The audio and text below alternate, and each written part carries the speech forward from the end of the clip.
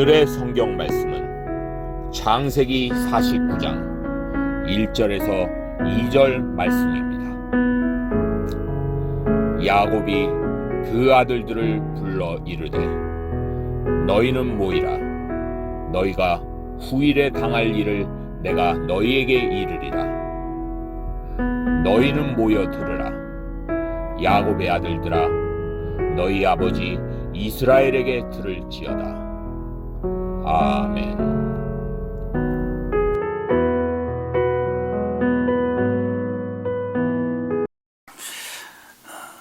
신앙생활을 하는 모든 분들 안에 소망이 있다면 믿음이 점점 자라는 것이고, 또 하나님이 기뻐하는 그런 사람, 그래서 하나님 앞에 설 때 하나님 앞에 책망받을 것이 하나도 없이 주님이 정말 잘했다, 잘 왔다, 이렇게 칭찬받는 것이라고 생각이 되어집니다. 그런 사람으로 주님 앞에 우리는 서야 되는데, 그러기 위해서는 모델, 즉 롤 모델이 좀 있으면 굉장히 좋습니다. 가톨릭에서 보면은 세례받은 사람이 세례명을 가지게 됩니다. 나는 베드로입니다. 나는 요한입니다. 그렇게 세례명을 갖게 하는 의도 중에 하나가 무엇인가 하면, 그 모델 삼고 베드로 같은 신앙인이 되어라, 이런 뜻이기도 하는 것입니다. 여러분에게 성경의 인물들 가운데 어떤 분이 여러분이 정말 닮고 싶은 그런 분이십니까? 성경의 인물들을 우리는 잘 알고 있습니다. 영적으로 정말 정상에 서 있는 그런 분들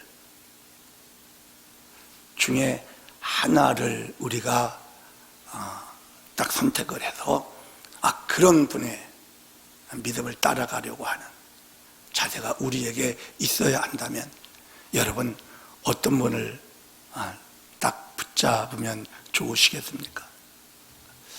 저는 오늘 말씀의 주인공인 야곱, 이분을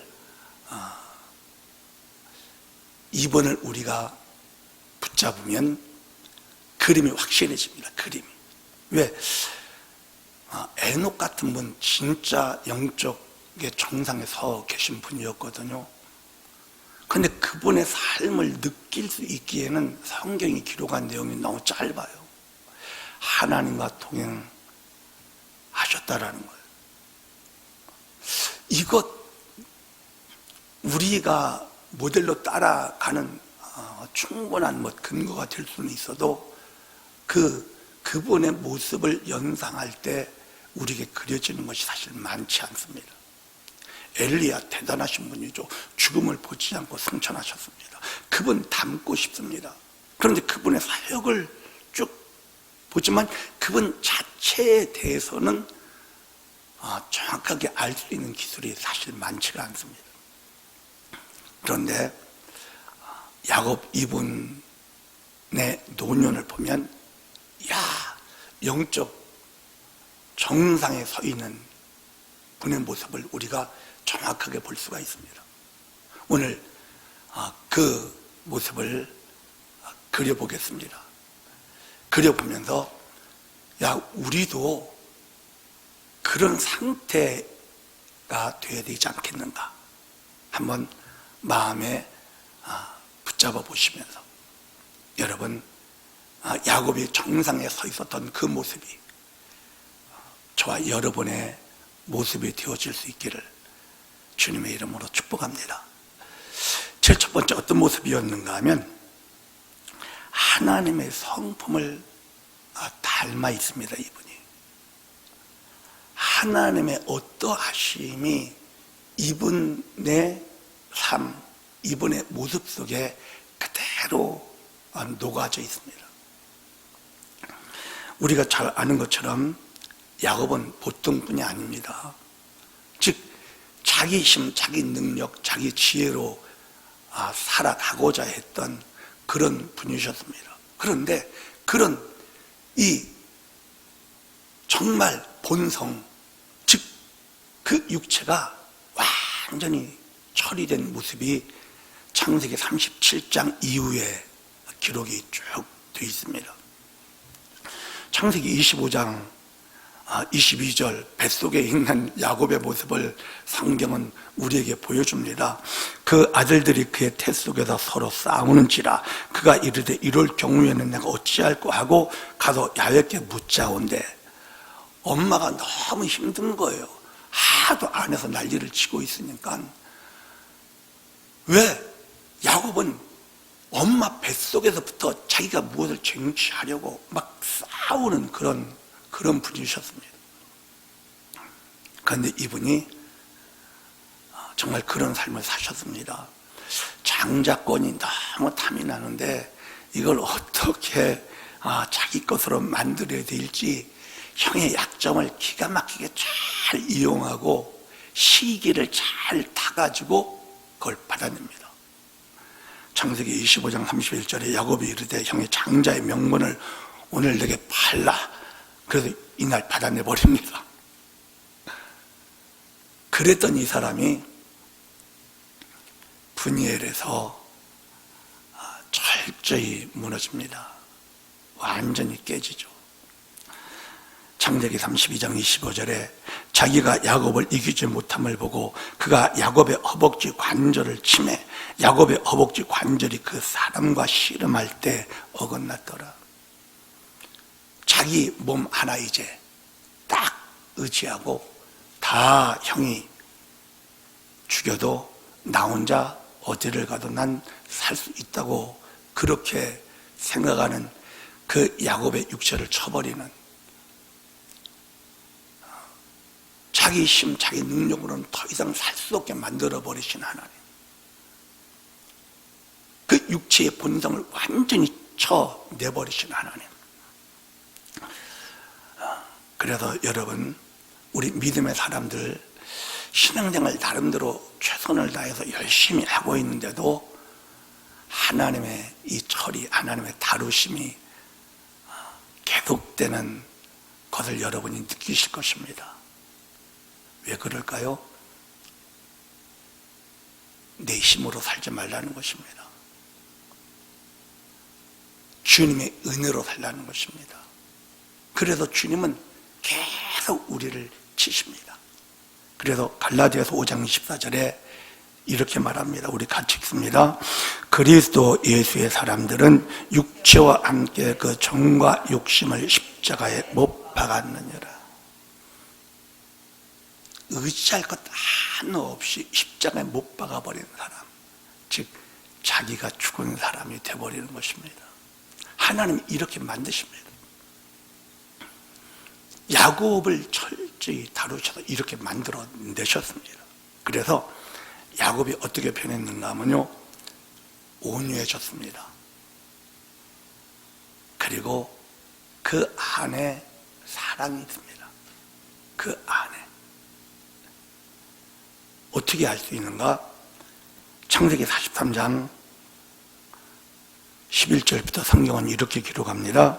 그들이 아버지 이스라엘이 그들에게 이르되 그러할진대 이렇게 하라. 너희는 이 땅에 아름다운 소산을 그릇에 담아가지고 내려가서 그 사람에게 예물로 드릴지니 곧 유향 조금과 꿀 조금과 향품과 모략과 유향나무 열매와 감복숭아이니라. 이게 무슨 내용인가 하면 기근이 심하게 임하니까 애굽에 양식을 구하러 갔다가 어떻게 됩니까? 양식 받아가지고 오는데 그 안에 곡식자루에 돈이 그대로 있는 거예요.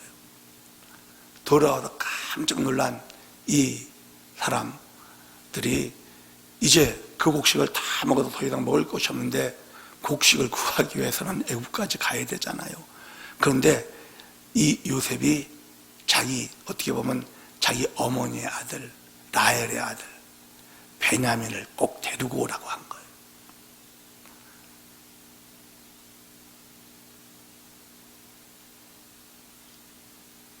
상황이 야곱에게 주어졌어요.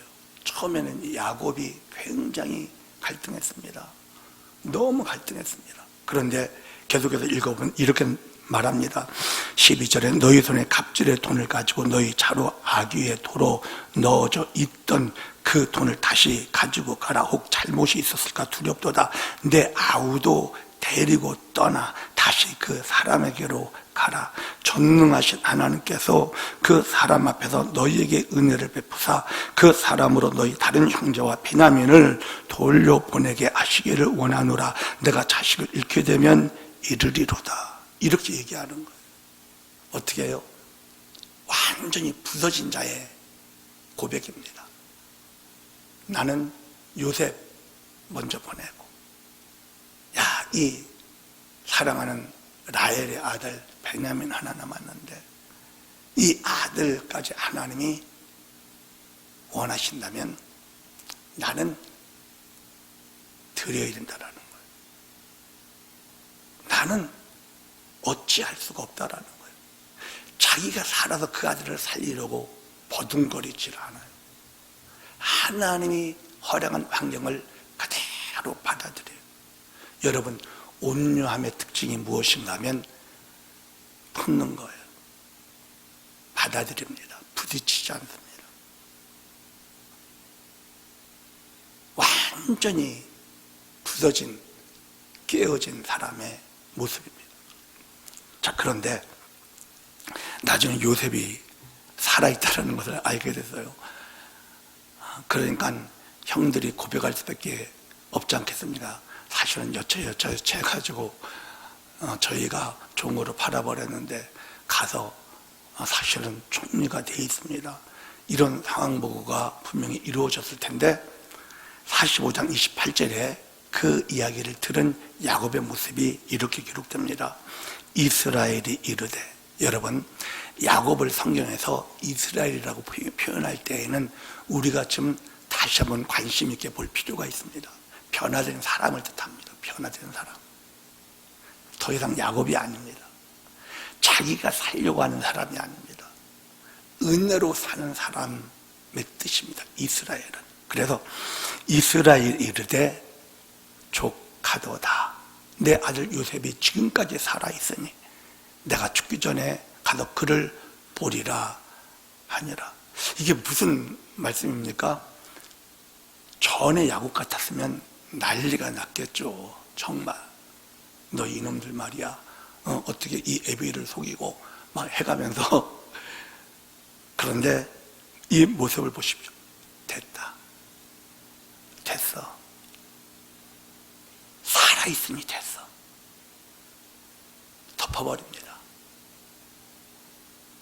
그 아들들을 용서합니다. 사랑합니다. 완전히 변했습니다. 어떻게 해서 이렇게 됐을까요? 하루아침이 아니죠. 하나님께서 다루신 결과라는 거예요. 이 사람을 하나님이 라반의 집에 보내고 라반으로부터 철저히 유린당하고 자기 힘으로는 될 수 없다는 이 사실을 뼈저리게 경험시키고, 그리고 부지엘에서 마지막 남았던 소망마저 팍 쳐서 그냥 부러뜨려 버리고,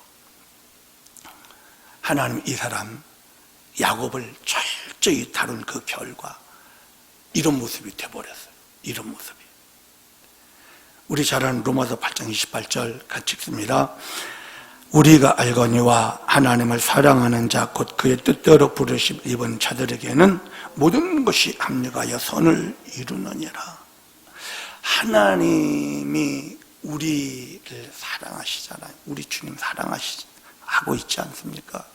그런 우리를 하나님은 모든 것을 동원해서 우리에게 가장 좋은 결과가 일어날 수 있도록 그렇게 역사하고 계시다는 이 사실을 야곱을 통해서 우리는 볼 수가 있습니다. 이 야곱을 통해서 동일하게 우리에게도 주님이 그렇게 역사하시겠죠. 그래서 여러분, 욥이 이 사실을 나중에 깨달은 거예요. 욥이 자기에게 왜 이런 일들이 일어나는지 같이 읽습니다.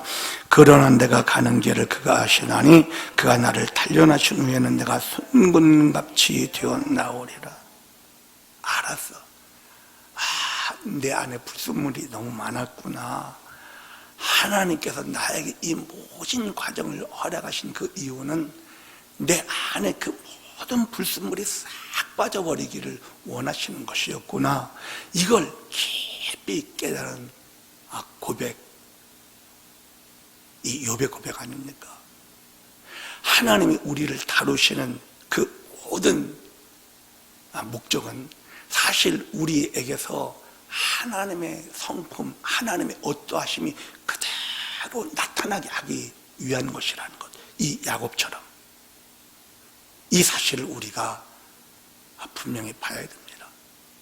하나님의 어떠하심, 그걸 성령의 열매라고 말할 수 있지 않습니까? 우리 갈라디아서 5장 22절 23절 같이 읽습니다.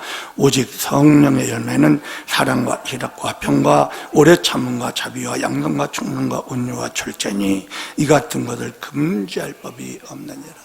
우리 안에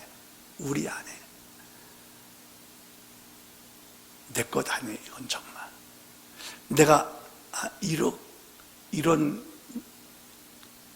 저 사람을 정말 나한테 너무 힘들게 했던 저 사람을 진심으로 사랑하고 있는 이것 자체가 내 사랑이 아닌 것을 우리가 아는 시간이 있습니다.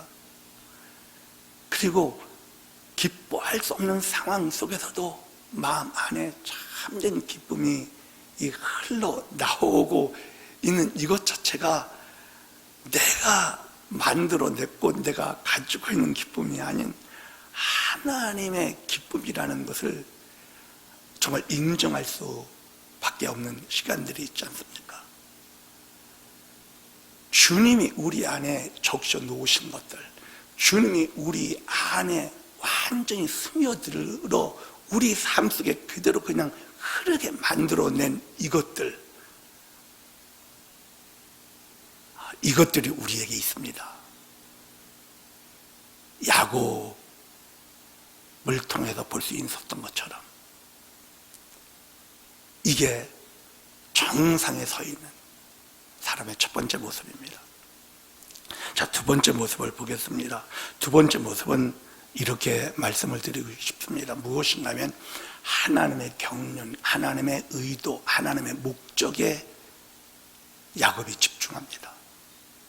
야곱은 이런 사람이 아니었습니다. 자기가 자기 목표를 정해놓고 장자권 받아야 돼, 아버지 축복 받아야 돼, 나는 부자가 돼야 돼, 자기를 위해서 살았습니다. 자기를 위해서, 그것을 위해서 달렸습니다. 그런데 이분이 완전히 변했습니다. 하나님의 뜻, 하나님의 나라에 집중하는 거예요. 하나님의 목적에 집중합니다. 자, 그 안에 늘 하나님의 약속에 대한 부담이 떠나지 않았다는 것을 성경을 보면 알 수가 있습니다. 야곱이 이 세겜을 거쳐 베델을 거쳐 헤브론에 도착한 이 창세기 37장 이후에 그 야곱의 삶을 쭉 보면 이 사람이 하나님이 자기에게 이전에 약속했던 그 약속에 대한 부담을 떨쳐내지를 못하고 있어요. 이건 무엇인가 하면 그걸 붙잡고 살아가야 한다는 것이거든요. 그걸 위해서 살아가야 한다는 거예요. 자, 35장에 베델에서 주님이 말씀하시잖아요.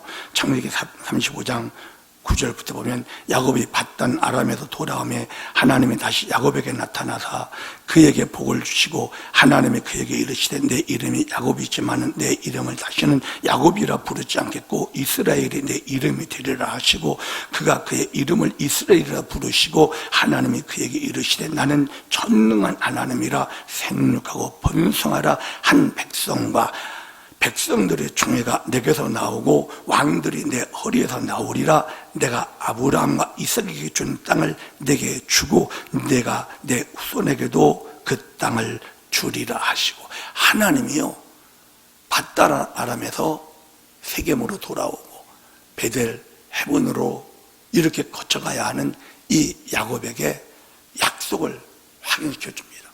아버지에게 약속했던 그 약속이죠. 할아버지 아브라함에게 약속했던 그 약속입니다. 이 약속을 야곱에게 딱 심어줍니다. 자, 그런데 어떤 상황이 벌어졌습니까?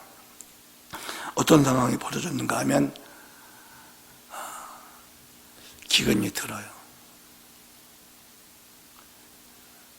요셉이 살아있다는 소식이 들려지고, 그리고 요셉이 오라는 거예요. 요셉이 오라고 합니다. 그래서 이제 보면 아시지만 가죠. 갑니다. 그런데 이 야곱이 자기가 이제 얼마 남지 않았음을 느끼고 요셉을 부릅니다. 이게 창세기 47장에 기록되는데 28절부터 야곱이 애굽 땅에 17년을 거주하였으니 그의 나이가 147세라. 이스라엘이 죽을 날이 가까우매 그의 아들 요셉을 불러 그에게 이르되 이제 내가 내게 은혜를 입었거든 청하노니 내 손을 내 허벅지 아래에 넣고 인애와 성실함으로 내게 행하여 애굽에 나를 장사하지 아니하도록 하라. 내가 조상들과 함께 눕거든 너는 나를 애굽에서 메어다가 조상의 묘지에 장사하라. 요셉이 이르되 내가 아버지의 말씀대로 행하리이다.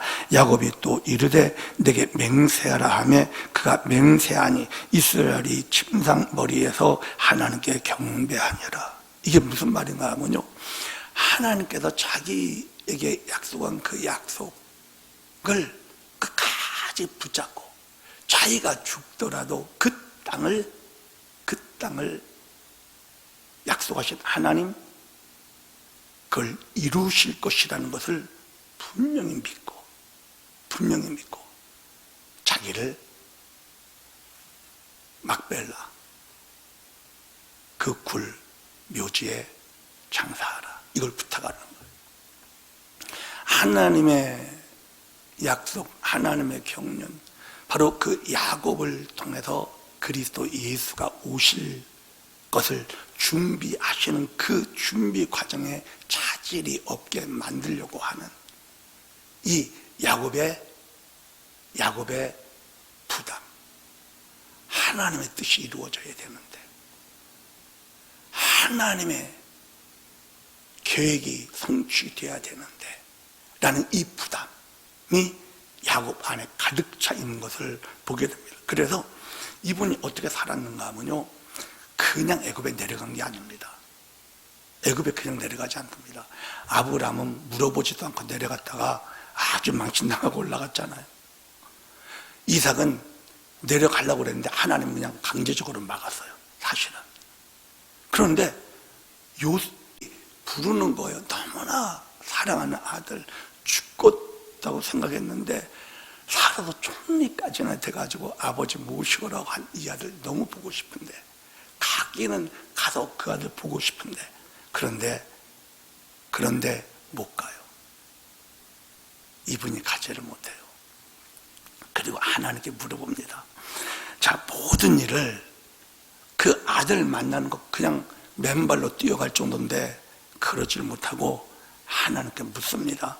창세기 46장 1절 보면 이스라엘의 모든 소유를 끌고 떠나 브엘사바에 이르러 그의 아버지 이삭의 하나님께 희생 제사를 드리니, 이렇게 써 있습니다. 자, 이제 브엘사바를 넘어서 조금만 더 내려가면 애굽이 돼버려요. 애굽이 가나안 땅을 떠나기 직전인 거예요. 그때 이 마음에 이제 2절 3절 뒤에 보면 이 사람 마음에 두려움이 있었어요. 내가 아무리 자식이 보고 싶다고 해서 내가 이 하나님의 약속을 내려놓고 가야 되나, 이런 부담입니다. 두려운 거예요. 왜? 하나님이 두려운 줄 알았던 분이에요. 그러니까 희생 제사를 드리는 거예요. 2절에 이렇게 말합니다. 그 밤에 하나님 이상 중에 이스라엘에게 나타나 이르시되 야곱 야곱아 야곱아 하시는지라. 야곱이 이르되 내가 여기 있나이다 하며. 야곱 너무나 두려워. 하나님의 약속을 내려놓고 아들 보러 간다라는 게 너무 쉽지가 않아. 그런데 하나님이 야곱에게 나타나신 거예요. 야곱에게 나타나시면서 하나님의 뜻대로 되기를 원한다라는 마음이죠. 그냥 주님 가지 말라고 하면 안 가겠습니다. 저는 요셉 보고 싶습니다. 그러나 가지 말라고 하면 저 안 갑니다. 이런 제사입니다. 이런 제사. 즉 예수님이 겟세마네 동산에서 드린 그 기도입니다. 사실은 마태복음 26장 39절에 조금 나아가서 얼굴을 땅에 대시고 엎드려 기도하여 가라사대 내 아버지여 만일 할만하시거든 이 잔을 내게서 지나가게 하옵소서. 그러나 나의 원대로 마옵시고 아버지의 원대로 하옵소서. 즉 야곱이 이런 기도를 드린 거예요. 하나님 가지 말라고 하면 저 안 갈 수 있습니다. 주님 인도해 주세요.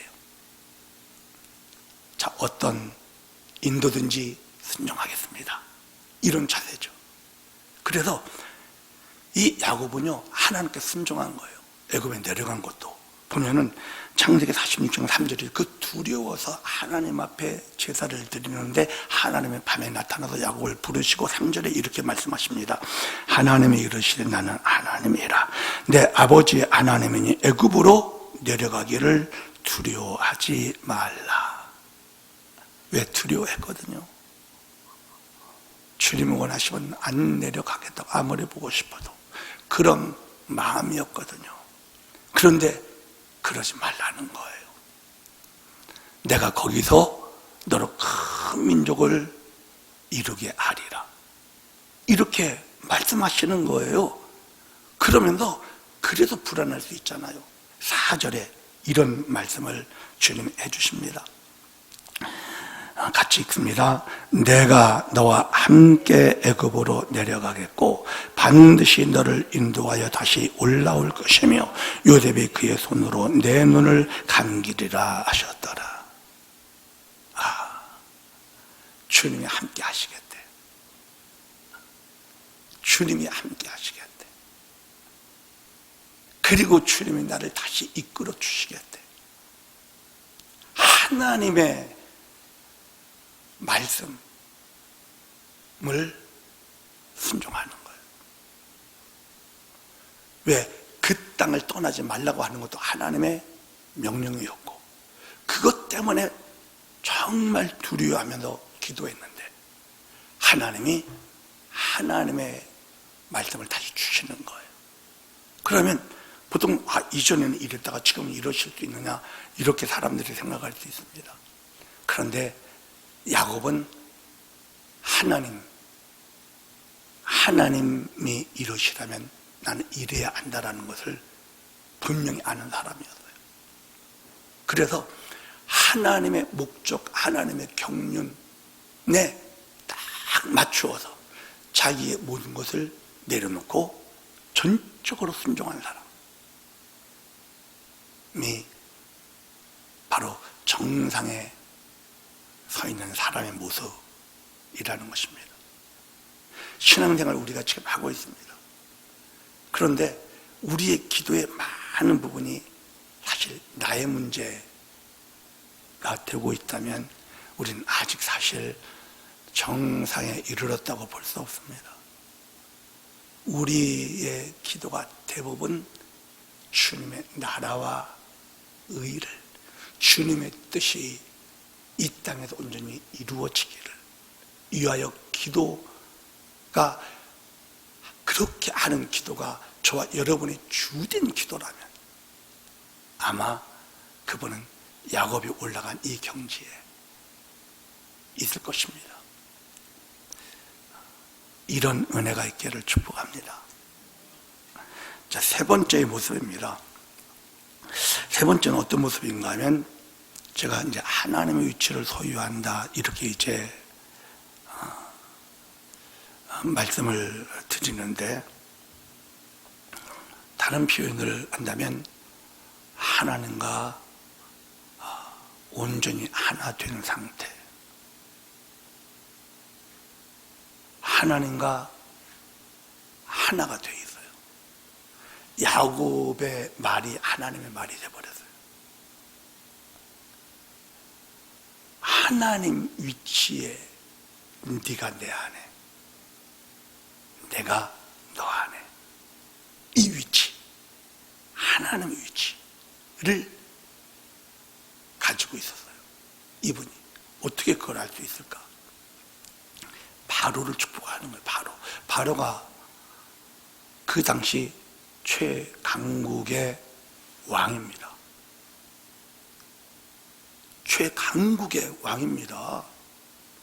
여러분, 축복은 윗사람이 아랫사람한테 하는 것이거든요. 그런데 야곱을 한번 상상을 해보세요. 130 되셨으면 130. 다리는 한쪽 다리 저러. 지팡이 의지하고 절뚝절뚝. 정말 완전히 늙은 한 노인네가 최강국의 왕 앞에 탁 서 있습니다. 성경은 이렇게 말합니다. 창세기 47장 7절부터 요셉이 자기 아버지 야곱을 인도하여 바로 앞에 서게 하니 야곱이 바로에게 축복하매 바로가 야곱에게 묻되 내 나이가 얼마냐? 야곱이 바로에게 아뢰되 내 나그네 길의 세월이 130년이니이다. 내 나이가 얼마 못되니 우리 조상의 나그네 길의 연주에 미치지 못하나 험악한 세월을 보내었나이다 하고 야곱이 바로에게 축복하고 그 앞에서 나오는지라. 히브리서 7장 7절 논란의 여지 없이 낮은 자가 높은 자에게서 축복을 받느니라.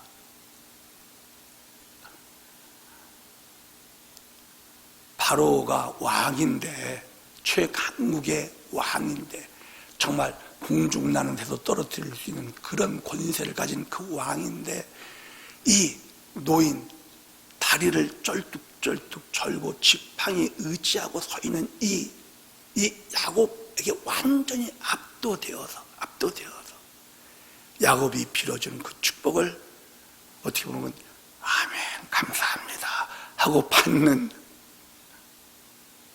그런 모습을 여러분 생각해 보십시오.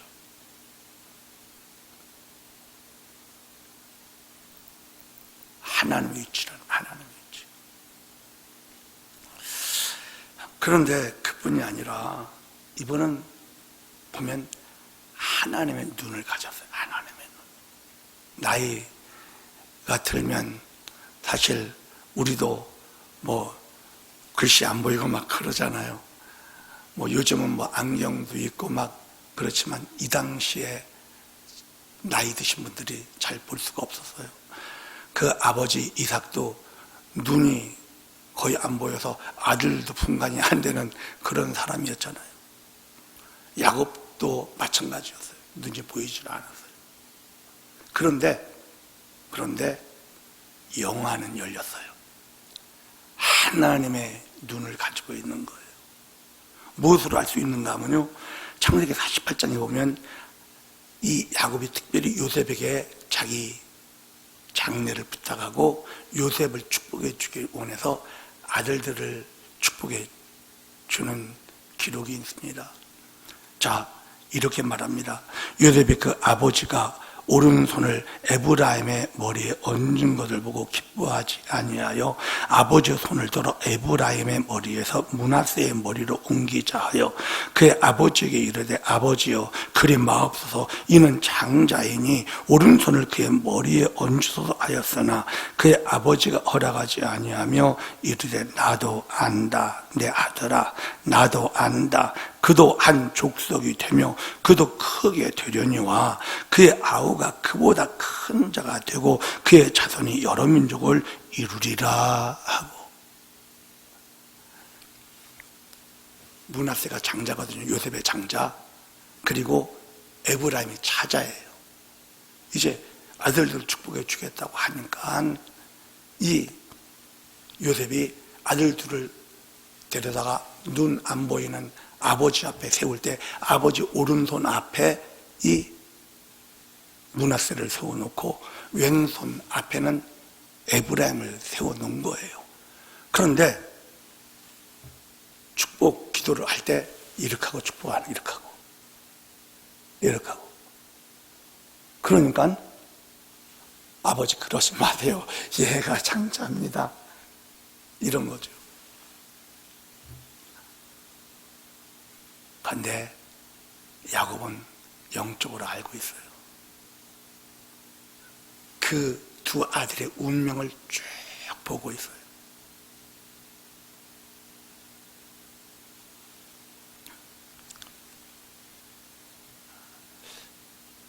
영의 눈을 가지고 있어요. 하나님의 눈을 가지고 있는 거예요. 그리고 그가 한 말이 그들의 운명이 돼버려요. 오늘 본문에 12 아들들 세워놓고 축복하기 전에 이 말을 하는 것이거든요. 그리고 49장에 보면 12 아들들을 축복하는 그 축복의 내용 그대로 어떻게 됩니까? 12지파의 운명이 정말 그렇게 돼버려요. 창세기 49장 28절 이제 축복 쭉 마치고 28절에 이들은 이스라엘의 12지파라 이와 같이 그들의 아버지가 그들에게 말하고 그들에게 축복하였으니 곧 그들 각 사람의 분량대로 축복하였더라. 야곱이 말한 그대로 12지파의 운명이 되어버립니다. 야곱이 말한 그대로. 그래서 49장 2절에 뭐라고 얘기합니까?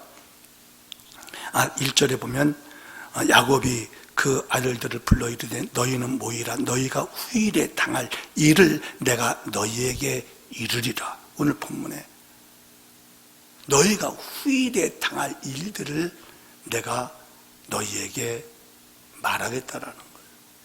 이건 예언이에요. 예언. 하나님의 말이에요. 이거는 야곱의 말이 아니에요. 하나님과 완전히 하나가 돼버린 거예요. 하나님이 보는 것을 야곱이 보고 하나님이 말하실 것을 야곱이 말해버리는 거예요. 영적 정상에 서 있는 사람의 모습이에요. 이게 성경 어느 곳에서도 이렇게 구체적으로 영적 정상에 서 있는 분의 모습을 기록하지 못해요. 야곱에게서, 이분에게서 우리가 보도록 하셨어요. 결론을 내립니다. 사랑하는 여러분, 우린 야곱이 도달한 그 위치에 도달하기를 사모해야 됩니다. 하나님 앞에 하나님의 형상으로 선다라는 이것 자체가 얼마나 귀한 것인지, 하나님의 마음을 그대로 가지고 있고 하나님의 눈을 그대로 가지고 있고 하나님의 의도를 말해내는 그런 사람, 바로 그 사람이 영적 정상에 서 있는 사람이라는 것. 우리가 정말 도달해야 할 그 자리라는 것, 이거 분명히 보시고, 여러분, 야곱이 걸었던 세겜, 주님을 나의 신부로 삼고, 베델, 아버지의 경륜, 아버지의 의도, 목적에 초점을 딱 맞추고, 헤브론, 주님과의 깊은 교통을 유지해 나가시면 야곱이 됩니다. 이스라엘이 됩니다. 이런 은혜가 있기를 주의 이름으로 축복합니다. 기도하겠습니다. 오늘 말씀을 생각하시면서 주님, 야곱처럼 이스라엘로 변화시켜 주옵소서. 영적 성장의 최고봉 정상에 정말 서고 싶습니다. 성령님 도와주십시오. 우리 주여 한번 외치고 기도합니다.